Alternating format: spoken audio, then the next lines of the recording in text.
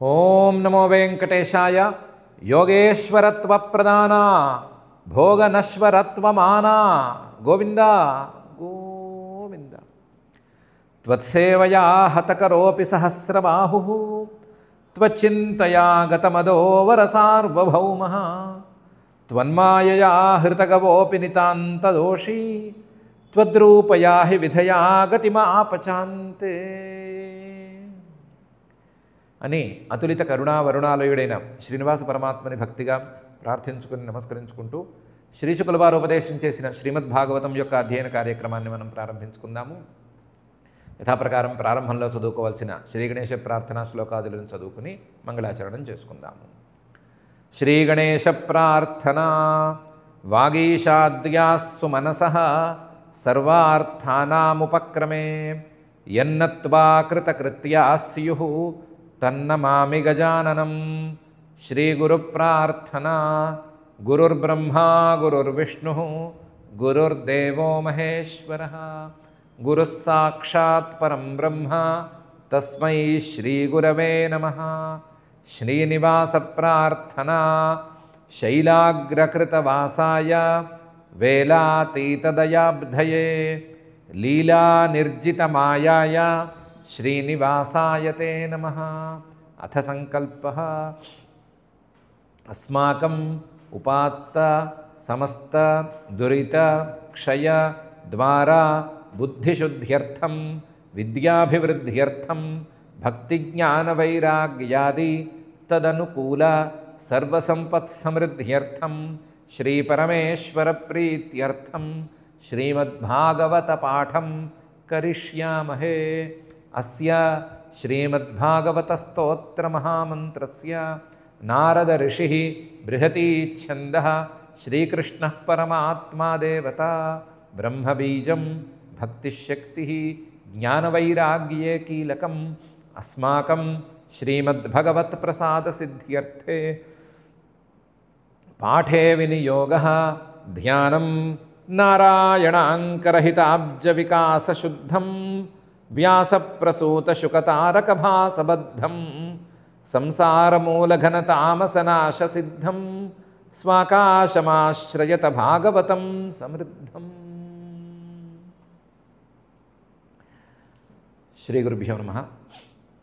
శ్రీశుకుల వారు పరశురామావతారాన్ని గురించి ప్రస్తావన చేశారు. రాముడు అనే పేరుతో జమదగ్ని గారికి చిన్న పిల్లవాడు, అందరికంటే చివరి పిల్లవాడు పుట్టాడు అని చెప్పారు. ఆయన శ్రీహరి యొక్క అవతారం, శ్రీహరి యొక్క అంశతో పుట్టాడని చెప్పారు. అందువల్లనే చాలా పెద్ద పెద్ద పనులు చేశాడు అని కూడా చెప్పారు. అయితే రుచీక మహర్షి గారు చెప్పినట్లుగా రుచీక మహర్షి గారి భార్య సత్యవతి, ఆవిడ కొడుకు జమదగ్ని మహర్షి గారు. జమదగ్ని మహర్షి గారిలో ఉండవలసినటువంటి క్రౌర్యము లేదా ఘోరత్వము లేదా దండధర, దండాన్ని పట్టుకొని తిరగటం అనేటువంటి లక్షణము ఈ పరశురాముడికి అన్వయించినాయి. పరశురాముడు అలా వ్యవహరించాడు. తాతగారి చెప్పిన మాట ప్రకారం, ఆయన మంత్రించిన విధానం ప్రకారం అన్నీ ఈయనలో సంక్రమించినాయి. అదే సమయంలో శ్రీహరి అవతారం, ఆయన యొక్క అవతార లక్ష్యం, దాని ప్రకారం ఈయన నడుచుకుంటున్నాడు. ఆ నడుచుకోవటం అనేది చిన్న పనితో ప్రారంభమైంది అని చెప్పారు. ఫల్గున్యపి కృతేం హసి అని అన్నారు. దాని మీద రాజోవాచ పరీక్షిత్తు గారు అడుగుతున్నారు. రాజోవాచ, ఆయన కూడా క్షత్రియుడే కదా, క్షత్రియుల్ని ఆయన నరికేశాడు, క్షత్రియులు తలకాయలు తీసేశాడు అంటే కొంచెం ఆయన కూడా ఇదవుతాడు కదా, ఎందుకు అలా చేశాడు, ఏం జరిగింది అని తెలుసుకోవాలని అనుకుంటాడు కదా, అందుకని అడిగాడు. కింతదంహో భగవతః రాజన్యైరజితాత్మభిః కృతం ఏన కులం నష్టం క్షత్రియాణం అభీక్ష్ణశః అని అడిగాడు. కిం తదంహ, ఏమిటా పాపం? భగవతః, అందులోనూ భగవంతుడైనటువంటి పరశురాముడి విషయంలో, సమర్థుడైనటువంటి పరశురాముడి విషయంలో ఏమా పాపం జరిగింది? రాజన్యై, రాజులు ఏం చేశారు పాపం? అజితాత్మభిః, వాళ్ళు తమ మనసు మీద ఇది లేకుండా, పట్టు లేకుండా, తమ మనసును ఇష్టం వచ్చినట్లు సంచరింపజేసి ఈ తప్పు చేస్తుంటారు కదా, ఏం తప్పు చేశారు? ఎంత తప్పు చేసుంటే కృతం ఏన కులం నష్టం, కులాలు వంశాలకు వంశాలే పోయినాయి కదా, క్షత్రియుల తాలూకు వంశాలకు చాలా పెద్ద నష్టం కలిగింది కదా. అందులోనూ అభీక్ష్ణశః 21 సార్లు ఆయన తిరుగుతూ వస్తూ ఉంటే చాలా పెద్ద నష్టం జరిగింది కదా, ఇంతకీ ఏంటా తప్పు, ఎందుకు చేశారు, ఎలా జరిగింది అని అడిగాడు. కిం తదంహో భగవతో రాజన్యైరజితాత్మభి కృతం ఏన కులం నష్టం క్షత్రియాణం అభీక్ష్ణశః. దానికి సమాధానం శ్రీశుక ఉవాచ.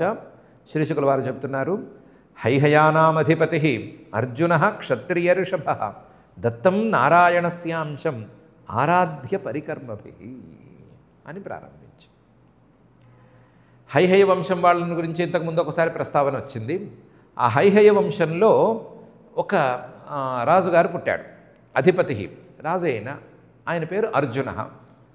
అర్జున అనే పేరుతో చాలామంది ఉన్నారు కదా, అందుకని ఈయనకి ఎవరు అని తెలియటం కోసం కార్తవీర్యార్జున అని పిలుచుకుంటూ ఉంటారు. ఈ కార్తవీర్యార్జునుడు పుట్టాడు.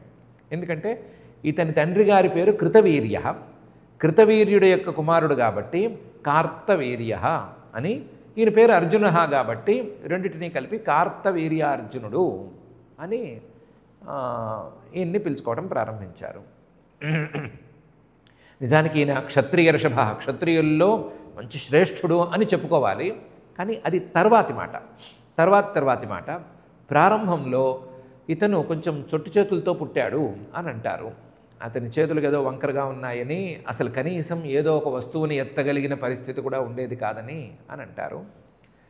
దాంతో రాజ్యాధికారం ఇతనికి ఇవ్వాలా ఇవ్వకూడదా అనే సందేహం వచ్చేసరికి తండ్రి గారికి పాపం ఎటూ పాలుపోలేదు, ఏం చేయాలో తెలియలేదు. ఇద్దామంటేనేమో పాపం ఇతనికి ఉండే ఈ అవయవ లోపంతో ఇతను రాజ్యం ఎలా చేస్తాడు అని సందేహం, ఇవ్వద్దనుకుంటే పిల్లవాడికి రాజ్యం ఇవ్వకపోతే ఎట్లా అనేటువంటి బాధ. దీంతో ఆయన సతమతమయ్యాడు. అది చూసి పిల్లవాడే చూసుకుని, నేను మళ్ళీ ఈ సమస్య మీకు లేకుండా చేసేంత వరకు మీరు ఏ నిర్ణయం తీసుకోవద్దు, నేను వెళ్ళి దత్తాత్రేయ స్వామిని ఆశ్రయించి నేను బలాన్ని పొందుకుని వస్తాను అని చెప్పాడు. చెప్పి ఎక్కడో సహ్యాద్రుల్లో ఉండేటువంటి దత్తం నారాయణస్యాంశం, శ్రీమన్నారాయణుడి యొక్క అవతారమైనటువంటి దత్తాత్రేయ స్వామిని ఆరాధ్య వెళ్ళి సేవించుకున్నాడు. పరికర్మభి చాలా సేవలు చేశాడు. సేవలు చేసి ఆయన్ని సేవించుకున్నాడు. ఇదేమో యోగేశ్వరావతారం. దత్తం నారాయణస్యాంశం అనేది యోగేశ్వరావతారం. ఈ యోగేశ్వరావతారంలో ఎంత పరమాత్మైనా, అందరంటే ఎంత ప్రసన్నత ఉన్నా, ఎంత అనుగ్రహం ఉన్నా సరే యోగుల యొక్క స్వభావాన్నే ఆయన అనుకరిస్తాడు. ఆ స్వభావం ప్రకారం ఏకాంతంగా ఉండటం, ఎవరిని దగ్గరికి రానివ్వకపోవటం, ఒకవేళ ఎవరు వచ్చినా వాళ్ళని భయపెట్టి పారిపోయేటట్లు చేయటం, ఇలాంటివన్నీ చాలా చేస్తాడు ఆయన. అలాంటి పనులు ఈ కార్తవీర్యార్జునుడి విషయంలో కూడా ఆయన చాలా చేశాడు. చాలా బెదిరించాడు, చాలా పారిపోయేట్టు చేశాడు, రకరకాల పరీక్షలు పెట్టాడు. మామూలుగా చూడలేదు. ఎన్ని పరీక్షలు పెట్టినా, ఎన్ని రకాల ఇబ్బందులకు గురి చేసినా సరే ఈయన అక్కడే ఉండి ఆయనకి సేవలు చేసుకుంటూ ఆయన అనుగ్రహాన్ని చూరగొన్నాడు. హైహయానామధిపతి అర్జున క్షత్రియర్షభ దత్తం నారాయణస్యాంశం ఆరాధ్య పరికర్మభి. అనుగ్రహం లభించేసరికి బాహూన్ 10,000 లేభే దుర్ధర్షత్వమరాతిషు అవ్యాహతేంద్రియౌజశ్రీ తేజో వీర్య యశో బలం. దత్తాత్రేయుడు అనుగ్రహం లభిస్తే లభించందేమీ లేదు. ఆయన మహాయోగేశ్వరుడు కదా. దాంతో ఆయన ఏమిటి నీ సమస్య ఏంటి అని అడిగాడు. అడిగితే ఇది సమస్య, నా చేతులే చొట్టు చేతులు, నాకు రాజ్యం ఇవ్వాలా ఇవ్వకూడదా అని మా నాన్నగారే సందేహపడుతున్నారు అని చెప్పాడు. ఆయన అనుగ్రహించి బాహూన్ 10,000 10,100 అంటే 1000 బాహువులు ఇచ్చాడు. 1000 చేతులకి ఎంత బలం ఉంటుందో అంత బలాన్నైనా ఇచ్చాడని చెప్పుకోవచ్చు. లేదా 1000 చేతులే ఇచ్చాడు. 1000 చేతులతో నీ ఇష్టం వచ్చినట్టు చేసుకో అని ఇచ్చాడు. ఒకే చేయి, ఒక 2 చేతులే సరిగ్గా పని చేయని వాడికి 1000 చేతులు ఇచ్చాడు. ఈ ఇటువైపు 500, ఇటువైపు 500, హాయిగా వెళ్ళు రాజ్యం చేసుకో అన్నాడు. దుర్ధర్షత్వం అరాతిషు, నీకు శత్రువు అనేవాడు ఎవడైనా ఉంటే ఆ శత్రువు అనేవాడితో నువ్వు ఓడిపోవు అని చెప్పాడు. దుర్ధర్షత్వం అరాతిషు, నీకు శత్రువు ఇంకోటి ఉంటే ఆ శత్రువుకు నువ్వు ఓడిపోవు. నువ్వు తప్పు చేస్తే ఓడిపోతావు, అది వేరే సంగతి, అది బ్రాకెట్లో ఉంది. నీ శత్రువులతో నువ్వు ఓడిపోవు అని చెప్పాడు. అవ్యాహతేంద్రియౌజ, అవ్యాహత ఇంద్రియాలు, నీ ఇంద్రియాలకి ఎక్కడ అడ్డం అనేది ఉండదు. నీ కంటితో చూస్తే ఎక్కడున్నదైనా కనిపిస్తుంది, నువ్వు చెవులతో వింటే ఎక్కడున్న శబ్దమైనా వినిపిస్తుంది, తిరుగే లేదు. నువ్వు కాళ్ళతో తలుచుకుంటే ఎక్కడికైనా వెళ్ళిపోగలవు, చేత్తో తలుచుకుంటే ఏ వస్తువునైనా తీసుకోగలవు. అలాంటి అవ్యాహతమైన ఇంద్రియ ప్రభావాన్ని నీకు ఇస్తున్నానన్నాడు. ఇంకా శ్రీ సంపదల గురించి, తేజస్సు ప్రభావాల గురించి, వీర్యం సామర్థ్యాన్ని గురించి, యశ కీర్తిని గురించి, బలాన్ని గురించి చెప్పనక్కర్లేదు. అన్ని రకాల బలాలు, అన్ని రకాల సంపదలు, అన్ని రకాల కీర్తులు అన్నీ నీకు ఇచ్చేస్తున్నాను అని అనుగ్రహించాడు. బాహూన్ 10 లేభే దుర్ధర్షత్వమరాతిషు అవ్యాహతేంద్రియౌజశ్రీ తేజో వీర్య యశో బలం. ఆయన మహాయోగేశ్వరుడు ఎన్ని పరీక్షలు పెడతాడో ఆ దత్తాత్రేయ స్వామి అన్ని పరీక్షలను నెగ్గిన వారిని వాళ్ళు నెగ్గిన పరీక్షల కంటే కూడా ఎక్కువ స్థాయి ఫలితాలనిచ్చి సంతోషపెడతాడు. దాంతో ఈ వరాలు చాలవనుకుని యోగేశ్వరత్వం ఐశ్వర్యం గుణాయత్ర అణిమాదయ చచార అవ్యాహతగతి లోకేషు పవనో యథా. యోగేశ్వరత్వాన్ని ఇచ్చేశాడు. ఆయన మహాయోగేశ్వరుడు కదా. నువ్వు కూడా యోగేశ్వరుడివే, యోగం మీద నీకు పట్టుంది, ఎప్పుడు కావాలంటే అప్పుడు కూర్చుంటే నీకు సమాధి దొరుకుతుంది, ధారణ కావాలంటే ధారణ, ధ్యానం కావాలంటే ధ్యానం, సమాధి కావాలంటే సమాధి, ఏది కావాలంటే అది దొరుకుతుంది పో అన్నాడు. ఐశ్వర్యం, ఈ యోగాన్ తాలూకు ఫలితాలన్నీ దొరుకుతాయన్నాడు, యోగ సిద్ధులు కూడా దొరుకుతాయన్నాడు. ఎత్ర అణిమాదయ గుణా, ఆయనకి ఇచ్చిన సిద్ధుల్లో అణిమా లఘిమా ఇలాంటివి ఉన్నాయి కదా, అవి చాలా చిన్నవి. అంతకంటే పెద్ద సిద్ధుల్నే ఇచ్చేశాడు.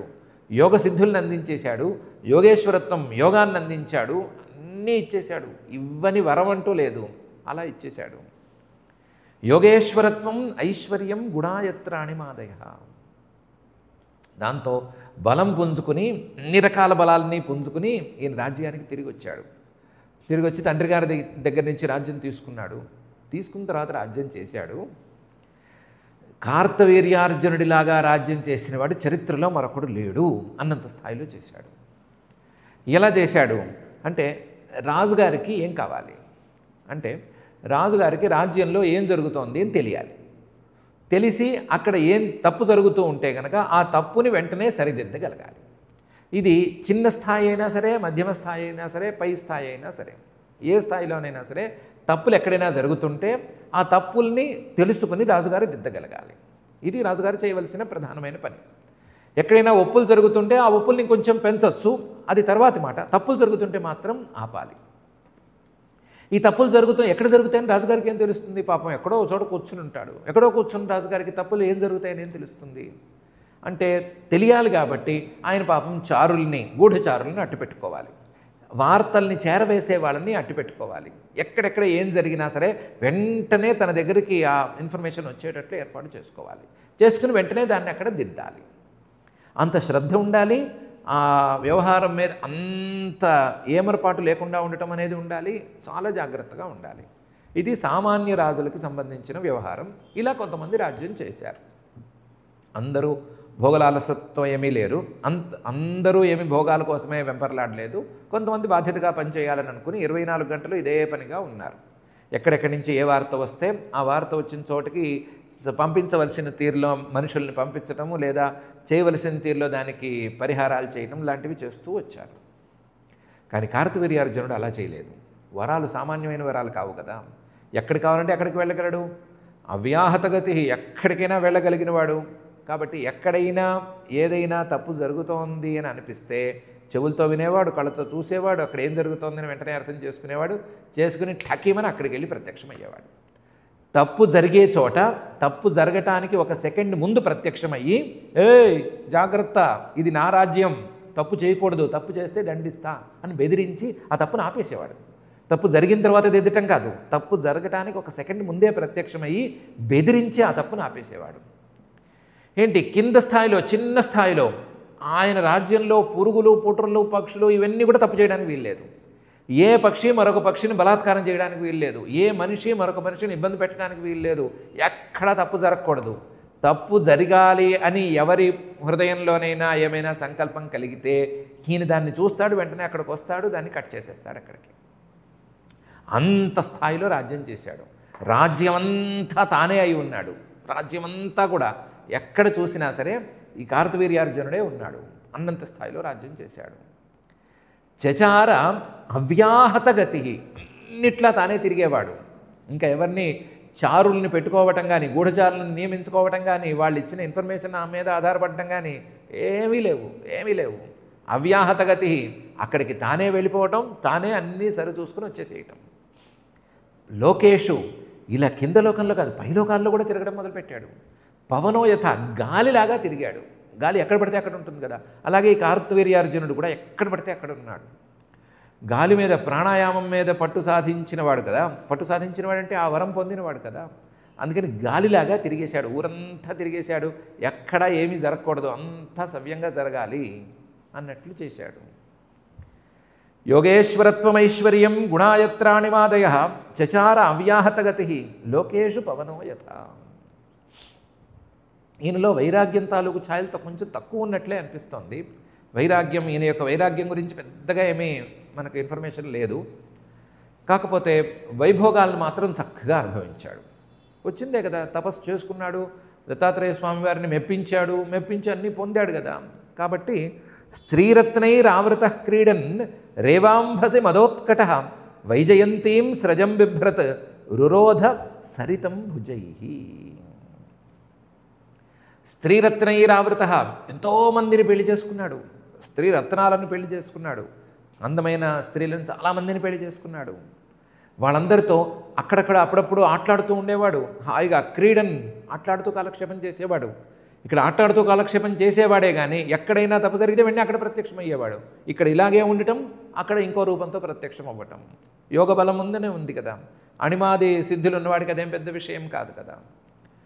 అలా ఇటు వైభోగాలను అనుభవిస్తూ ఉండేవాడు, అటువైపేమో రాజ్యాన్ని కూడా చక్కగా పాలిస్తూ ఉండేవాడు.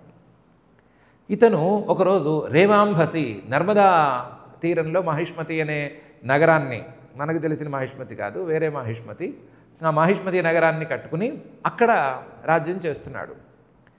ఆ రేవాంభసి ఆ నర్మదలో ఒకరోజు వెళ్ళి స్నానం చేయటం మొదలుపెట్టాడు. ఆ స్నానం చేయటం స్త్రీరత్నైరావృత, స్త్రీరత్నాలతో కలిసి వెళ్ళాడు. క్రీడన్, ఆటలాడుకుంటూ వెళ్ళాడు. వాళ్ళేమో మీకు 1000 చేతులు ఉన్నాయట కదా, 1000 చేతులు ఒకసారి బయటికి తీయండి సంచుల్లోంచి, మేము చూస్తామన్నారు. మదోత్కట, మంచి బలం తాలూకు మదంతో ఉన్నాడు. బాగా నెత్తికెక్కింది ఆ గర్వం కూడాను. ఎత్తికెక్కి అంటే తప్పు చేయడానికి వీలైన నెత్తికెక్కడం కాదు, తన బలం మీద తనకే ఒక రకమైన సంతోషం కలిగి ఏం చేశాడు, 1000 చేతుల్ని ఒకసారి బయటికి తీశాడు. తీసి రురోధ సరితం భుజై, తన 1000 చేతుల్ని ఈ నర్మదా నదికి అడ్డుకట్టగా వేశాడు. అడ్డుకట్టగా వేసి నర్మద తాలూకు ఒక్క చిన్న చుక్కని కూడా అవతల వైపుకి పారనివ్వకుండా డ్యామ్ లాగా అడ్డుపడ్డాడు. అడ్డుపడి ఎలా ఉన్నాడంటే నర్మద పారే వైపుకి ఇలా అడ్డంగా నుంచుని భుజాలతో అడ్డుపెట్టాడు. తనకు ఎదురుకుండా నీళ్లు లేని చోట్ల అందరినీ నుంచోబెట్టుకుని వైజయంతీం స్రజం బిభ్రత్, నేను రాజ్యాన్నే కాదు పారే నీటిని కూడా ఆపేసేయగలను, నా ఇది లేకుండా, నా అనుమతి లేకుండా నీరు కూడా పారటానికి వీల్లేదు అని జయమాల వేసుకున్నట్లుగా ఒకసారి చూపించాడు. అప్పటికే ఆయన 8 పేర్ల ముత్యాలమాల అని వైజయంతి అని అనుకుంటే ఆ వైజయంతిని ధరించి ఉన్నాడు. లేదా 5 రకాల రత్నాలతో మాలను కలుపుకుని చేసుకుంటే దాని పేరు వైజయంతి అనుకుంటే ఆ వైజయంతి మాలను ధరించి ఉన్నాడు. మహావైభోగానికి, మహా ఐశ్వర్యానికి చిహ్నమైన ఈ మాలను ధరించి తన ప్రభావం మొత్తానికి చిహ్నమైన 1000 బాహువులను బయటికి తీసుకొచ్చి నర్మదా నది నీళ్లని ఒక్క చుక్కను కూడా పారే వైపుకు పారనివ్వకుండా అడ్డం పడ్డాడు. స్త్రీరత్నైరావృత క్రీడన్ రేవాంభసి మదోత్కట వైజయంతీం స్రజం బిభ్రత్ రురోధ సరితం భుజై. అప్పటికి రావణాసురుడు పుట్టాడు. ఈ పుట్టిన రావణాసురుడు దిగ్విజయం కోసం అక్కడిక్కడికి తిరుగుతున్నాడు, సైన్యంతో సహా తిరుగుతున్న రావణాసురుడు ఈ నర్మదా నదీ తీరంలోనే ఎక్కడో ఒక శిబిరం వేసుకుని డేరా వేసుకుని కూర్చున్నాడు, ఎక్కడో వేరే రాజ్యంలో. కార్తవీర్యార్జునుడి మీదకి వచ్చే సాహసం కానీ అలాంటి అభిప్రాయాలు కానీ అప్పటికి ఇంకా లేవు. అక్కడ శిబిరం వేసుకుని ఏదో యుద్ధ సన్నాహాలేవో చేసుకుంటే ఈయనేమో 1000 బాహువులతో నీళ్ళని అడ్డుగా ఆపేశాడు కదా, ఒక్క చుక్క కూడా పైకి వెళ్ళలేదు కదా. ఇప్పుడు ఏమవుతుంది, నీరు వెనక్కి తంతుంది కదా, వెనక్కి తన్నింది నీరు. వెనక్కి తన్నేసరికి విప్లావితం స్వశిబిరం ప్రతిశ్రోత సరిజ్జలై నామృష్యత్ తస్య తద్వీర్యం వీరమాని దశానన. నీళ్లు వెనక్కి తన్నినాయి. వెనక్కి తన్నేసరికి విప్లావితం స్వశిబిరం, రావణాసురుడి శిబిరం ఈ నీళ్ళలో కొట్టుకుపోయింది లేదా నీళ్ళలో తేలిపోయింది. నర్మద ఒడ్డున శిబిరం వేసుకున్నాడు. నర్మద నీరు పైకి ఎగదన్నేసరికి ఆ నీళ్ళలో ఇది తేలిపోయింది. తేలిపోయేసరికి ఏంటి నీళ్ళు వచ్చేసినాయి శిబిరంలోకి అని హడావిడి పడ్డాడు రావణాసురుడు.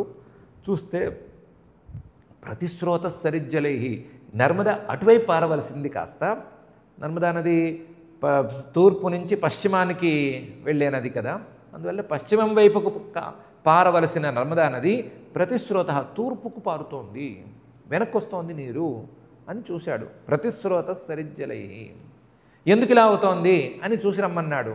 చూసి రమ్మంటే వాళ్ళు చెప్పారు, అక్కడ కార్తవీర్యార్జునుడు అనే మహానుభావుడు ఆడుకుంటున్నాడు, ఆయన ఆటలో భాగం ఇది అని చెప్పారు. చెప్పేసరికి నామృష్యత్ తస్య తద్వీర్యం, రావణాసురుడు సహించలేకపోయాడు. రావణాసురుడికి తనకే 20 చేతులు ఉన్నాయి అని, తానే దశకంఠుణ్ణి అని, 10 తలకాయలు 20 చేతులు ఉన్నది తనకేనని, తానే బలవంతుణ్ణి అని, ముల్లోకాల్ని గడగడ లాడించగలిగిన వాడిని తానే అని ఒక గర్వం ఉంది. తనకంటే ఎక్కువ ప్రభావవంతుడు 1000 చేతులతో ఆయన ఉన్నాడు అంటే భరించలేకపోయాడు. వీరమాని తన్ను తాను వీరుడు అనుకునేటువంటి దశానన 10 తలకాయలు 20 చేతులు ఉండే రావణాసురుడు దీన్ని భరించలేకపోయాడు. విప్లావితం స్వశివిరం ప్రతిస్రోత సరిజ్జలై నామృష్యత్ తస్య తద్వీర్యం వీరమాని దశానన. దాంతో రావణాసురుడు దొరికిందే ఛాన్స్ అని అనుకుని కార్తవీర్యార్జునుడి మీదకి ఇప్పుడు గనక మనం దాడి చేస్తే పనిలోపని యుద్ధము పూర్తవుతుంది, ఆయన ప్రభావం కంటే నా ప్రభావమే ఎక్కువ అని అందరికీ తెలిసినట్లు అవుతుంది అని అనుకుని కార్తవీర్యార్జునుడి మీద పడ్డాడు. యుద్ధం చేస్తున్నానని అనుకున్నాడు రావణాసురుడు.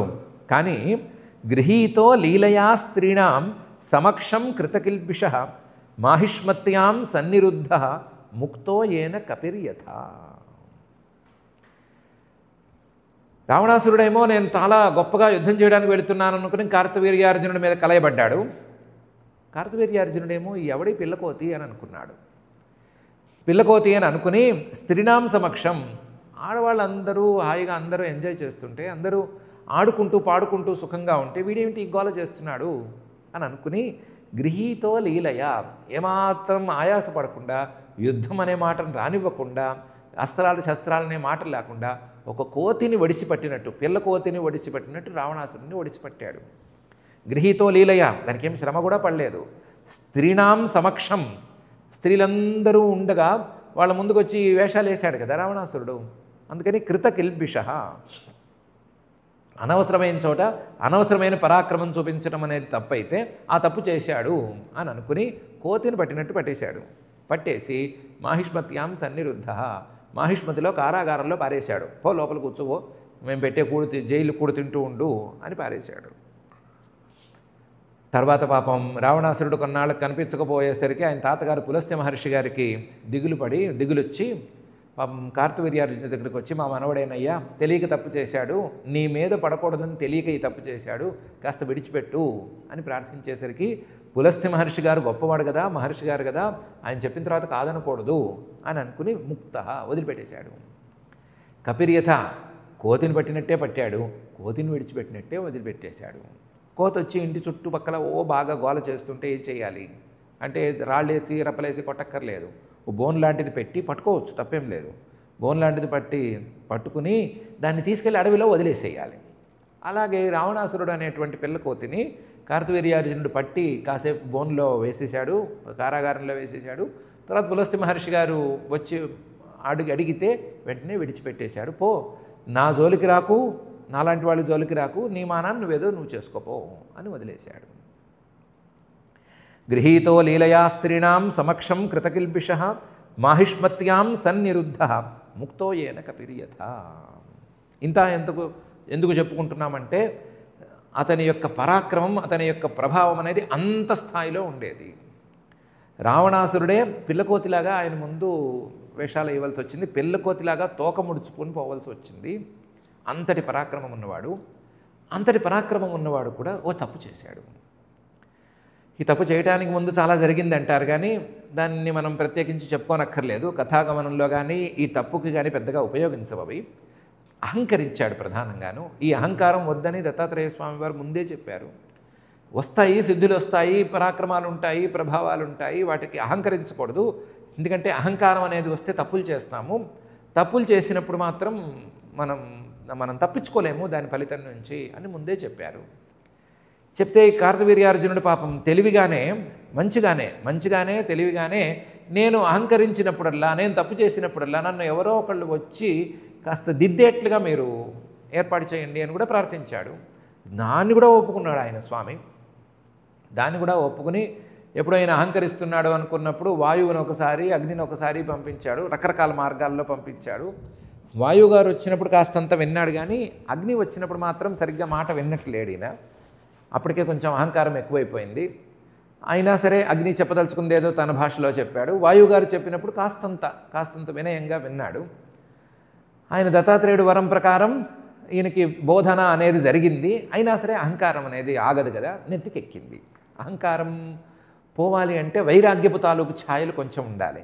ఆ వైరాగ్యపు తాలూకు ఛాయలు లేవని అందుకనే మనం అనుకునేది. వైరాగ్యం ఛాయలు ఎక్కువ కనిపించట్లేదు కాబట్టి అహంకరించాడు. అహంకారంతో స ఏకదాతు మృగయాం విచరన్ విపినేవనే యదృచ్ఛయాశ్రమ పదం జమదగ్నేరుపావిశత్. ఒకరోజు వేటకు వెళ్ళాడు. అహంకారంతో వెళ్ళలేదు, వెళ్ళాడు, అహంకారంతో ఉన్నాడు. వేటకు వెళ్ళాడు. వేటకెళ్ళి విచరన్ విపినేవనే అక్కడ అడవులు బట్టి తిరుగుతూనే ఉన్నాడు. వేటకు వెళ్ళిన వాళ్ళ తమకం వేరుగా ఉంటుందంటారు. అందులో 1000 భుజాలతో ఉండే ఈయనకి వేట తమకం ఏ స్థాయిలో ఉండాలి? వేటాడుతూ ఎదురిచ్ఛయ అనుకోకుండానే జమదగ్నేరాశ్రమ పదం, జమదగ్ని గారి తాలూకు ఆశ్రమ స్థానాన్ని ఈయన ప్రవేశించాడు. స ఏకదాతు మృగయాం విచరన్ విపినేవనే యదృచ్ఛయాశ్రమ పదం జమదగ్నేరుపావిశత్. జమదగ్ని గారు మహాశాంతమూర్తి. ఎవరైనా అతిథి వస్తే గొప్పగా భావించేవాడు. అందులోనూ మహారాజు గారు ఇంత ప్రభావం ఉన్నవాడు, అతిథిగా వస్తే గౌరవించాలి కదా అని అనుకున్నాడు. అనుకుని తస్మై స నరదేవాయ మునిరర్హణం ఆహరత్ ససైన్యామాత్యవాహాయ హవిష్మత్యా తపోధన. రాజుగారిని పిలిచి, అయ్యా మీరు వచ్చారు, చాలా సంతోషం, మీరు ఈ పూట ఇక్కడే కూర్చొని భోజనం చేసి పై పని చూసుకోండి అని అన్నాడు. అంటే ఈయన కార్తవీర్యార్జునుడు, మీరు మాకేమీ చేయగలరండి, మేము రాజులము, ఒక ఒంటరిగా రాము, మా చుట్టూ పరివారం ఉంటుంది, ఆ పరివారానికి మీరేం పెడతారు? ఏదో కందమూలాలు 4 తెచ్చుకుంటే నాకైతే ఒక ముక్క పెడతారు, కానీ అందరికీ ఏం పెడతారు? వాళ్ళు తినకుండా నేను తింటే ఏం బాగుంటుంది, మా దారి ఏదో మేము చూసుకుంటామన్నాడు. అంటే జమదగ్ని గారు ఒప్పుకోలేదు. నువ్వు నరదేవ, నువ్వు రాజువి, మాకు దేవుడు లాంటి వాడివి. పాలకులు అంటే ప్రజలకు దేవుళ్ళు, వాళ్ళు దేవుళ్ళలా ఉండాలి, ప్రజలు కూడా పాలకుల్ని దేవుళ్ళు అని అనుకోవాలి. తస్మై స నరదేవాయ, నువ్వు మాకు దేవుడివి కాబట్టి, దేవుడిగా నువ్వు మాకు వచ్చావు అంటే మేము నిన్ను పూజించుకోవలసిందే. నేను మునినో మహర్షినో బ్రహ్మవేత్తనో తలబాతి మాట. నువ్వు రాజువి, నువ్వు దేవుడివి, నేనేమో సాధారణ ప్రజని, నేను నిన్ను పూజించుకోవాల్సిందే, నేను నీ గౌరవాన్ని చెల్లించుకోవాల్సిందే, కాబట్టి నేను గౌరవం చెల్లిస్తాను అని అన్నాడు. ముని అర్హణం ఆహరత్. ఎలా చెల్లిస్తావయ్యా? నా చుట్టూ సైన్యం ఉంది, అమాత్యులున్నారు, ఆ సైన్యము అమాత్యులు కాళ్ళు నడుకొని రారు కదా, వాళ్ళ తాలూకు పశువులు ఉన్నాయి, అంటే గుర్రాలు అవి ఇవి చాలా ఉన్నాయి, వాటికి మేత వేయాలి. వచ్చిన సైన్యానికి అమాత్యులకి వాళ్ళ స్థాయిలను బట్టి వాళ్ళకు ఆహారాలను ఏర్పాటు చేయాలి. ఎవరు ఎలా పడితే అలా తినరు. అమాత్యులు వాళ్ళలాంటి వాళ్ళు ప్రత్యేకంగా విడిగా డేరాల్లో తింటారు, సైన్యం వాళ్ళేమో ఒక రకంగా తింటారు, నేను ఇంకో రకంగా ఉంటాను. వాటికేమో పశువులకేమో వచ్చిన గుర్రాలు వాటికేమో దాణానో లేకపోతే గడ్డో ఏదో గాదమో ఏదో వెయ్యాలి. ఇంతమందికి నువ్వేం చేస్తావయ్యా అంటే తపోధన. ఆయన జమదగ్ని గారు తపస్సే ధనంగా ఉన్నవాడు కదా, ఆ ధనం ముందు బయట ధనం అనేది ఎందుకు పనికిరాదు కదా. ఈయన తపస్సుకి మెచ్చి ఈయనకి కామధేనువు తాలూకు సంతతిలో ఒక సంతతిని ప్రసాదించారు. ఆ సంతతిని హవిష్మతి, కేవలం హవిస్సుల కోసం మాత్రమే వాడుతున్నాడు ఆయన. అంటే యజ్ఞయాగాదులు చేసేటప్పుడు కానీ, రోజువారీ అగ్నిహోత్రాదులు చేసేటప్పుడు కానీ, ఇష్టులకు కానీ పాలు, పెరుగు, నెయ్యి ఇవి కావాలంటే దానికోసం వాడుతున్నాడు. అంతే తప్ప కామధేనువుని వేరే దానికోసం వాడట్లేదు. ఇచ్చిందేమో కామధేనువుని ఇష్టం వచ్చినట్టు వాడుకోవయ్యా అని ఇచ్చారు. కామధేనువు సంతతిలో ఒక ఆవిడ్ని ఇచ్చారు. ఇచ్చింది తపస్సుకు మెచ్చి తపస్సుకు ఫలితంగానే ఇచ్చారు. ఏది పడితే ఏది ఇస్తుంది అని చెప్పే ఇచ్చారు, కానీ ఏది వాడుకోవట్లేదు ఆయన. కేవలం పాలు, పెరుగు, నెయ్యి, అది కూడా కేవలం యజ్ఞాలకి యాగాలకి మాత్రమే వాడుకుంటున్నాడు. అలా వాడుకునేటువంటి ఈయన రాజుగారు వచ్చాడు అంటే మహాపూజ, ఇది కూడా ఒక మహాయజ్ఞము, మహాక్రతువు అని అనుకుని ఆ కామధేనువు సంతతికి చెందిన ఆవు ద్వారా హవిష్మత్య ఈ ఏర్పాట్లన్నీ చేశాడు. ఆవిడని వెళ్ళి, నువ్వు కామధేనువు కదా, ఎవరికి ఏది కావాలంటే అది ఏర్పాటు చేసేయి. అది పశువైతే గడ్డి పెట్టు, లేదా దాణా పెట్టు, సైనికుడైతే వాడికి కావాల్సిన తిండి పెట్టు, అమాత్యుడైతే ఇంకో రకమైన తిండి పెట్టు, రాజుగారిని అయితే పూర్తిగా సంతోషపెట్టు అని చెప్పాడు. ఆవిడేమో తన ప్రభావంతో మొత్తం అన్ని ఏర్పాట్లు చేసింది. తస్మై స నరదేవాయ మునిరర్హణమాహరత్ ససైన్యామాత్యవాహాయ హవిష్మత్యా తపోధన. ఇంత గొప్ప పని చేస్తే, ఇంత గొప్పగా ఆదరణ చేసి, ఇంత గొప్పగా ఆయనకి ఇది చేస్తే, ఆతిథ్యాన్ని ఏర్పాటు చేస్తే, ఈయన కార్తవీర్యార్జునుడు ఏం చేసి ఉండాలి అంటే హాయిగా తృప్తిగా తిని త్రేంచి ఈ వేట వద్దు, పాడు వద్దు, హాయిగా ఇంటికి వెళ్ళి పడుకుందామనైనా అనుకోవాలి, లేదా ఎక్కడైనా విశ్రాంతి తీసుకుందామని అనుకోవాలి. మునిగారిని పొగడాలి, అయ్యా మీరు మా జీవితంలో చూడనటువంటి ఉత్తమమైన ఆతిథ్యాన్ని ఇచ్చారండి అని చెప్పాలి కదా. ఇతను అహంకారంలో ఉన్నాడు కదా. స వీరస్తత్ర తద్దృష్ట్వా ఆత్మైశ్వర్యాతిశాయనం తన్నాద్రియత అగ్నిహోత్ర్యాం సాభిలాష హైహయ స హైహయ. అతనేమో వీరుడు, స వీర. తత్ర ఇదేమో అరణ్యం, వనం లేదా అడవి. అడవిలో తద్దృష్ట్వా ఇన్ని రకాల ఏర్పాట్లు, ఏంటి ఎవరికి కావాల్సిన ఏర్పాట్లు వాళ్ళకి, ఎవరేమనుకుంటే అది లభించే ఏర్పాట్లు. ఆ ఏర్పాట్లు చూసి అనవసరంగా అసూయపడ్డాడు. ఎందుకు అసూయపడ్డాడు? అహంకారంలో ఉన్నాడు కదా. అహంకారం తాలూకు పిల్ల అసూయ వచ్చింది. ఎందుకంటే ఆత్మైశ్వర్యాతిశాయినం, తన ఐశ్వర్యం ఎందుకు పనికిరాదు. తన ఐశ్వర్యం ఇన్ని ఏర్పాట్లు కనుక తన ఐశ్వర్యంతో చేయాలి అంటే ఎన్నో ఆర్డర్స్ ఇచ్చుకోవాలి, ఎంతో టైం కావాలి, ఎంతోమంది పనిచేయాలి. ఇక్కడ అవేం లేవు, టైం లేదు, పని చేసిన వాళ్ళు లేరు. ఎవరికి కావాల్సింది వాళ్ళ ముందు ప్రత్యక్షమైంది. దాంతో తన ఐశ్వర్యం అనేది దీని ముందు ఎందుకు పనికిరాదు, దిగదుడుపు అని అర్థమైంది ఆయనకి. జమదగ్ని గారి తపస్సు ముందు తాను చేసిన దత్తాత్రేయ స్వామి వారి సేవ కానీ, ఆయన తనకిచ్చినటువంటి వరాలు కానీ ఎందుకు పనికిరావు అని తేలింది. ఆత్మైశ్వర్య అతిశాయనం. దాంతో తన్నాద్రియత, ఈయన ఇచ్చిన ఆతిథ్యంతో సంతోషపడలేదు. ముందుగా తృప్తిగా తిని తేంచలేదు. తేంచక, తృప్తిగా తినక, తృప్తి పడక, అసూయపడి దీనికి మూలమేంటి అని వెతికాడు. వెతికితే అగ్నిహోత్రి, అగ్నిహోత్రానికి మాత్రమే వాడుకుంటున్నటువంటి కామధేనువు అని తేలింది. తేలితే ఏమనుకున్నాడు రాజుగా, అయ్యా ఈ అగ్నిహోత్రానికి కావాల్సిన పాలు కావాలంటే మన దగ్గర నుంచి ఆవులు ఇవ్వచ్చు, లేదా వీళ్ళ దగ్గరే మిగతా ఆవులు ఉన్నాయి కదా, ఆవులని పాలు పితుక్కుంటే సరిపోతుంది. కామధేనువుని ఇక్కడ పెట్టుకుని ఏం చేస్తాడు ఈయన? కామధేనువుని అడవిలో ఉంచుకుని వేస్ట్ చేస్తాడా? ఈ కామధేనువుని నేను రాజ్యానికి తీసుకెళ్తే నా రాజ్యంలో ఉండే ప్రజలందరికీ వండి వారు చేసేస్తుంది, ఏ కోరికను కావాలంటే ఆ కోరికను తీర్చేసేస్తుంది, హాయిగా ఉంటుంది అని అనుకున్నాడు. అనుకుని సాభిలాష సహా, ఆ కామధేనువు నాకు కావాలి అని అనుకున్నాడు. హైహయ వంశానికి చెందినవాడు, వాళ్ళందరూ పెద్ద పెద్దవాళ్ళు. ఈయన తండ్రి గారు కృతవీర్యుడికి మంచి పేరుంది, మంచి గొప్పవాడని పేరుంది. ఇంకా తాతగారికి ఇంకా పేరుంది, ముత్తాతగారికి ఇంకా పేరుంది. అందరూ మంచివాళ్లే, గొప్పవాళ్లే. ఈయన సామాన్యుడు కాడు, సాక్షాత్తు దత్తాత్రేయ స్వామి వారి దగ్గర నుంచి వరాలను పొందినవాడు. క్షత్రియుడిగా తాను ఒక మహర్షి గారి ఆశ్రమానికి వెళితే ఆయనకి తానేమైనా సమర్పించుకోవాలే తప్ప, ఆయన ఏమన్నా ఇస్తే అది ప్రసాదంగా పుచ్చుకుని బయటికి రావాలే తప్ప ఆయన దగ్గరుండే వస్తువును మనం కోరుకోకూడదు అనేటువంటి ఇంగితాన్ని ఆ క్షణాన్ని మర్చిపోయాడు.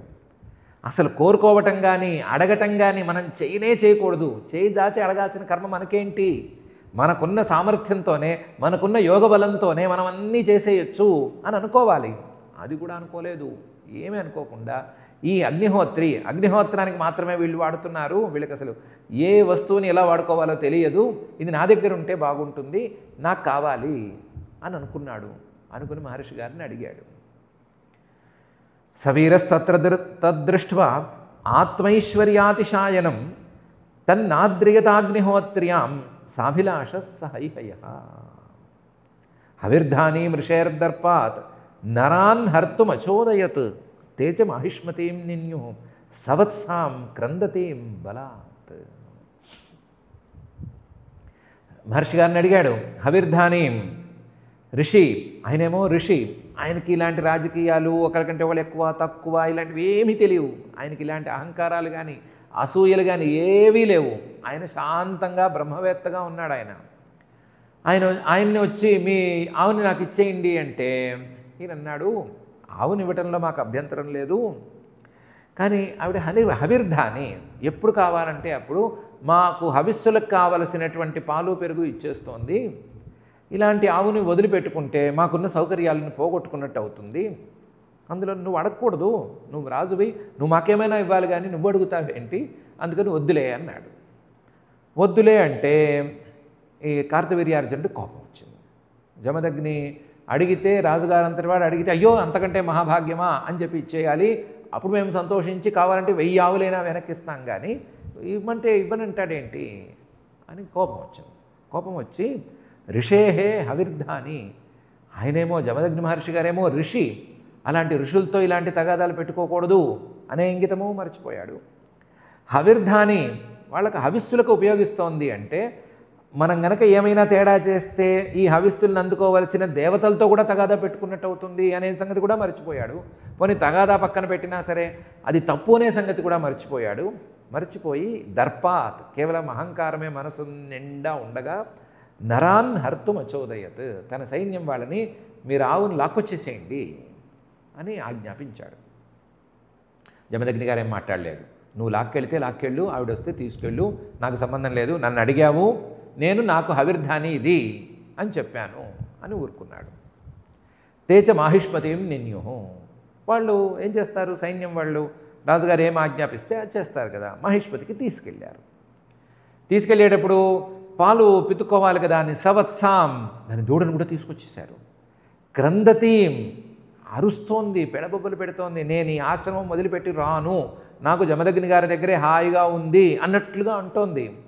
లేదా ఇంతమంది సైన్యం వాళ్ళు బరబర లాక్కెళ్తూ ఉంటే పాపం ఈడ్చుకెళ్తుంటే బాధపడుతోంది. క్రందతీం, జాలి గొలిపేలాగా అరుస్తోంది. బలాత్, అలాంటి ఆవుని వీళ్ళు బలాత్కారంగా తీసుకెళ్ళిపోయారు. హవిర్ధానీం ఋషేర్దర్పాత్ నరాన్ హర్తుమచోదయత్ తేచ మాహిష్మతీం నిన్యు సవత్సాం క్రందతీం బలాత్. ఇదే ఇతను చేసినటువంటి తప్పు. ఇది చిన్న తప్పే అనుకోవచ్చు. ఇతని యొక్క ప్రభావం, ఇతను చేసిన మంచి పనులు వీటన్నిటి ముందు చిన్న మచ్చ లాంటిదే. కానీ దీని వెనకాల ఉన్నటువంటి అహంకారం మాత్రం చాలా పెద్దది. అప్పటికే పెరిగి కొండంత అయిపోయింది. ఆ అహంకారంతోనే దర్పంతోనే ఈ పని చేశాడు. తప్పు ఇదైతే మరి శిక్ష అనేది ఏం పడింది, దీనికి పరిణామం అనేది ఏ రకంగా జరిగింది అనే సంగతి పైన రాబోతోంది. దాన్ని మనం జాగ్రత్తగా పైనే చూసుకుందాము. ఇప్పటికైతే ఆ శ్రీహరి యొక్క అవతారాలలో ఏ అవతారాన్నైనా సరే, లేదా ఆ పరమాత్మ తాలూకు అంశంలో ఏ అంశనైనా సరే మనం గనక గట్టిగా పట్టుకుని గనక సేవించుకున్నట్లయితే, లేకపోతే ఏదో ఒక విధానంలో ఆ మూర్తిని గనక ప్రసన్నం చేసుకోగలిగినట్లయితే మనకు దొరకనిది అనేది ఏమీ లేదు అనే విషయాన్ని మనం ప్రధానంగా అర్థం చేసుకుందాము. అయితే మనకు దొరకంది ఏమీ లేదు అనే పరిస్థితి వచ్చేస్తే, మనకు అన్నీ దొరికిన పరిస్థితే వచ్చేస్తే, అహంకరించి మనం పొరపాటును కూడా ఏమరపాటుతో ఉండకూడదు అనే సంగతి కూడా అనుకుందాము. అహంకారానికి తావివ్వకూడదు. అహంకారానికి తావిస్తే ఆ అహంకారం చాలా పిల్లల్ని పెడుతుంది. ఈ అహంకారము, ఆ రాక్షస పిల్లలు, పిశాచ పిల్లలు అన్నీ కలిసి ఎక్కడ లేని తప్పులు చేస్తాయి. ఎక్కడ లేని తప్పులు చేస్తే మనం సాధించిందంతా కూడా బూడిదలో పోసిన పన్నీరు అయిపోతుంది. దానికి ఈ కార్తవీర్యార్జునుడు చేసినటువంటి చిన్న తప్పే ఉదాహరణ. ఇంకా ఆ ఫలితం మనకి రాలేదు. ఫలితం రాకపోయినా చిన్న తప్పు అనేది ఉదాహరణ. మనకే తెలుస్తోంది కదా, అంత మహారాజు, అంత గొప్పవాడు, అంత యోగైశ్వర్యం ఉంది, ఎక్కడ కావాలంటే అక్కడికి వెళ్ళగలిగిన పరిస్థితి ఉంది. ఆయనే అన్నీ యోగ బలంతో సృష్టించి ఇవ్వగలడు, ఆయనే అన్నీ చేయగలడు. ఆయనకెందుకు ఈ ఆవు? కామధేను అవ్వచ్చు, కల్పతరు అవ్వచ్చు, ఏదైనా అవ్వచ్చు. ఆయనకెందుకు ఇది? ఆయన తన స్వబలంతో, తన స్వప్రభావంతో కదా చేయాలి. ఎవరిదో ప్రభావంతో తాను చేయటం ఎందుకు? ఈయనకి లోభం ఎందుకు? దొంగతనం చేసే స్వభావం ఎందుకు? వీటన్నిటికీ మూలం ఏంటి అని ఆలోచిస్తే అహంకారమే. నాకంటే గొప్పవాడు మరొకడు ఉండటమా? మరొకడు ఉంటే ఏమిటి అని. నాకంటే గొప్పవాడు మరొకడు ఉండకూడదు అనుకున్న రావణాసురుడికి ఈయనే దుర్గతి పట్టించాడు కదా. మరి నాకంటే గొప్పవాడు మరొకడు ఉండకూడదు అని ఈయన ఎలా అనుకున్నాడు? కాబట్టి ఇదంతా కూడా ఏమాత్రం లాజిక్ లేని అహంకారం తాలూకు వ్యవహారం. ఈ అహంకారం తాలూకు వ్యవహారంతో కార్తవీర్యార్జునుడు అంతటి వాడే తప్పు చేస్తే అంతటి మహానుభావుడే. ఎంతటి మహానుభావుడంటే మంత్రశాస్త్రంలో కొన్ని మంత్రాలు, ఈయన మీద మంత్రాలు ఉన్నాయి. ఆ మంత్రాలను గనక సరిగ్గా జపం చేస్తే అక్కడ దొంగతనాలు జరగవు.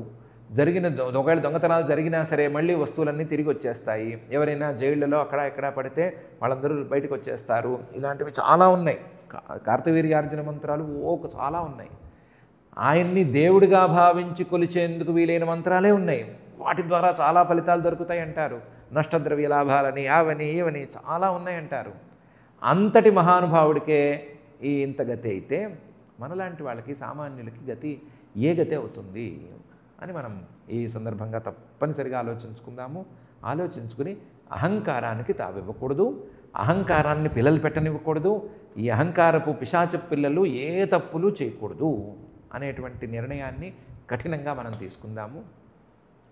అలాంటి పరిస్థితి మనకు రానివ్వకుండా, ఏమాత్రం రానివ్వకుండా, మనకి ఏ విధంగా అయితే మంచి ఫలితాలు అందాలో ఆ విధంగానే మంచి ఫలితాలు మనం చేసుకున్న చిన్నపాటి సేవకైనా, అసలు సేవ చేసుకోకపోయినా సరే మంచి ఫలితాలను ఇవ్వాలి. కానీ అహంకారం మాత్రం మన మనసులోకి రాకూడదు అని ఆ అతులిత కరుణా వరుణాలయుడైనటువంటి శ్రీనివాస పరమాత్మని చాలా భక్తిగా మనం ప్రార్థించుకుందాము.